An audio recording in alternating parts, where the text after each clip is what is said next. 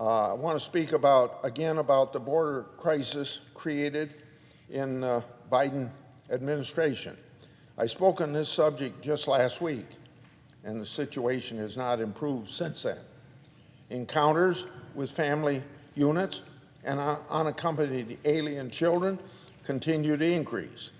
There are now new reports that in some segments of the border, illegal immigrants are being released into the interior of the United States without receiving a notice to appear in immigration court. To be clear, it appears that the administration is now releasing some illegal immigrants into the United States without even attempting to give them an immigration court date, much less taking any real steps to ensure that they actually schedule their hearing and show up for their court date in the future. So, once again, this is totally unacceptable. This is catch and release without even pretending to care whether the immigrants show up for court or are removed from the country in the future. This is also not sustainable.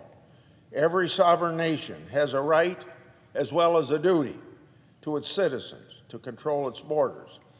When what we're seeing from this administration isn't border control or security.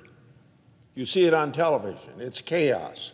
It's what happens when you broadcast to the world that you have no intention of enforcing our nation's immigration laws.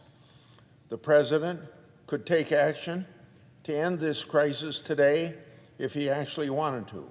He could restore migrant protection protocols and the asylum cooperative agreement that the Trump administration signed with El Salvador, Guatemala, and Honduras. He could start building a more physical infrastructure along our southern border, as administrations of both parties have done for over 20 years, including the administration which Biden served as vice president. So fencing isn't something new, and it has not been a partisan issue until just here lately.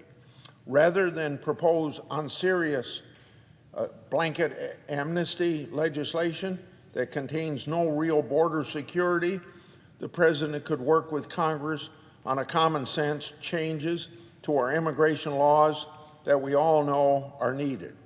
Finally, the president could make clear that he is in favor of fully enforcing our immigration laws as written across the board, remembering that he takes an oath that has the words to faithfully execute the laws. Unfortunately, this administration believes that the surge in